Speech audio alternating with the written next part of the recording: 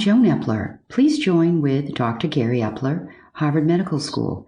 Today, we're going to talk about how to develop a new health habit. I'm Dr. Gary Epler. Almost everyone has a minor health habit or social habit they've had for many years and have probably tried to eliminate it. I'm talking about developing a new habit that would improve your life or improve social interactions. I'm not talking about alcohol, drugs, or other dangerous habits. What's the first step? You need a trigger word. This is a word to say to yourself to remind you of the new habit. This key word is important as you'll be using this many times during the day. The word needs to be specific. The best way to develop the trigger word is brainstorming, starting out by listing phrases that you're trying to do, and then pick out some words from there and list 25 and choose the best. First, find a trigger word for your new habit. What's next? There are 3 phases you'll go through, 1 week at a time. You may have heard about the 21-day rule. It takes 21 days to develop a new habit. That is correct. The first 2 or 3 days are easy because you'll be using your keyword all day long, and the new habit you'll be using all day long too. The next couple of days will be less successful because you won't be using that keyword so much. But keep going. The second week is really different because now you're going to seek out new situations to use your new habit that you never thought about before. This will take up the whole week. Toward the end of the 3rd week, every once in a while, you'll surprise yourself by doing the new habit without thinking. You now have a new habit. It's a great feeling. You'll feel fantastic. You've tried to stop this for years and years. Now you've done it. That sounds like a good plan and easy too. Is that it?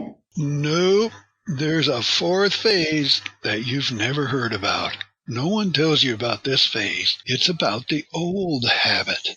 It's not gone. That old habit's not only not gone, it's more powerful than ever. You'll find the habit coming up all the time. The goal of this 4th phase is to increase the amount of time between when that old habit comes up. At first, it'll occur 2 or 3 times a day, or maybe more. You need to continually try to decrease the number of times the old habit develops. Your goal is to decrease the number so it's so low that you don't even think about it, and no one else notices either. And eventually, you'll go for 1 month or 2 or maybe more without that old habit. That's helpful. I've never heard of phase 4. It's easy to develop a new habit, but it's hard to get rid of an old habit. You need to reach a point where the old habit doesn't happen enough so you don't think about it and no one else notices. Could you give an example? I'll tell you my own story. For many years, I put my head down when I'm thinking while walking or running. This is a terrible look. It's poor posture and not healthy. Head up is strong, head down is weak. I've been trying to break this habit for many, many years without success. 6 months ago, I wanted to test out the 21-day rule. That's when I developed the keyword idea. I tried trigger words like, don't put your head down. It's useless. It was negative and too general. You need to put your head down, tying shoes and other day-to-day activities. That didn't work at all. I tried chin up. That didn't work so well either because I didn't want the chin up. Then randomly, I heard a story about the royal family social rule of keep the chin straight. That was the perfect word. It was straight. So that was my trigger word. 4, keep the chin straight every minute of the day, every day of the year. That's a great story. You found your perfect keyword. What happened next? I started on Monday, and the first couple of days were easy because I kept saying to myself, straight. And my chin was straight, my shoulders square, and my back was straight. It felt good. The next couple of days were not as successful as I didn't repeat the word so many times, and I found that old habit of head down while thinking. The reason I realized I needed a new habit occurred in a parking lot. As I was walking to work, thinking with my head down, shoulders slumped, and walking slowly, someone came right up next to me and called me out. The last time I looked that bad, I was at a funeral. That was a wake-up call for me. I soon had no trouble keeping my chin straight while walking in a parking lot. But I realized there are many other situations that I needed to keep my chin straight. While tying sneakers, working on the computer, brushing my teeth, and many, many other situations. That's what kept me going that whole entire second week. Now, toward the end of the third week, I had a big surprise during my morning run. I found myself running with my chin straight, and I hadn't thought about it. This felt fantastic. It was a great feeling. All of these years I'd been trying to do that. It was a wonderful feeling. My neck, shoulders, and back loved that new feeling. And it looked good, too. I have a new habit. That's a wonderful story. That was 6 months ago. What about today? Here we go into this phase 4 that no one tells you about. That old habit is very powerful. It's still here today. The parking lot was successful. I never have my head down. My chin's always straight walking in parking lots and walking on the sidewalk. But running is a different story.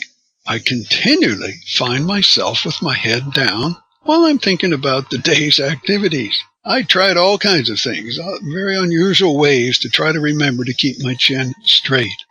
One day I counted to 100 in Spanish 5 times, and it worked. My chin was up the whole hour run, but not the next day. Then I translated chin straight in Spanish, barbilla recta. And I kept repeating that. That was helpful for a few days. Recently, I translated eyes straight into Spanish, ojos rectos. Now, this was very helpful. This gave me a week or so, but I started slipping back. And today, I'm using eyes straight. And it seems to be working. During my hour run today, there were less than 5 minutes where my head was down. Eyes were straight for 55 minutes. Again, it feels good. It's good for my neck, shoulders, and back, and it looks good. So I'm pleased. I really learned a new habit. Phase 4 sounds so hard, but having a new habit sounds great.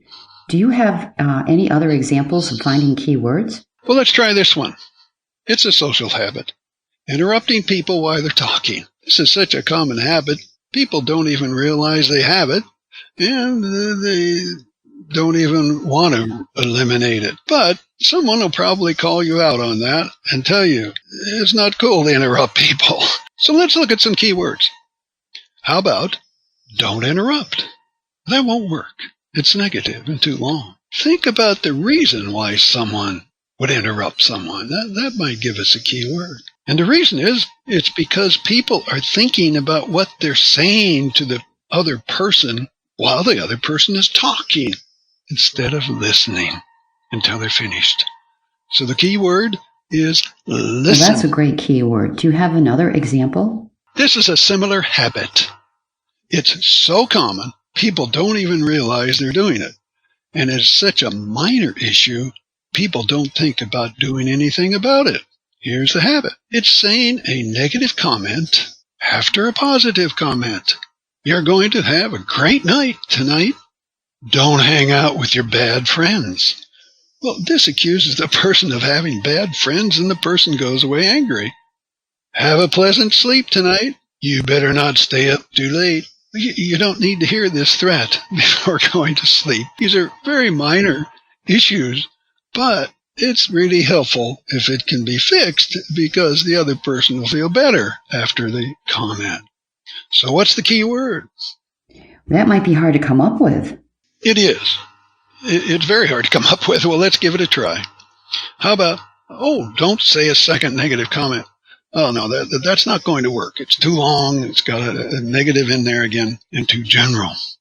How about no negative comment? That's better. But again, not specific enough. I think that second might work. Do you have any closing comments? This is what I'd like to have everyone do. That minor unhealthy habit or social habit that you've been trying to eliminate for years. Choose a key word for your new habit. Use it all day long, 2 or 3 days.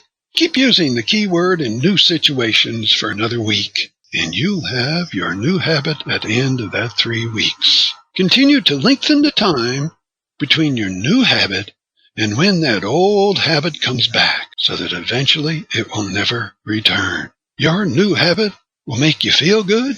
It's good for your health, and everyone else will like it too. Anything else? It'd be great if you would share your story about your new health habit. We'll be patient, and we'll wait for those 21 days. This is Joan Epler and Dr. Gary Epler closing today's segment. Next time, we'll talk about how to be your true self.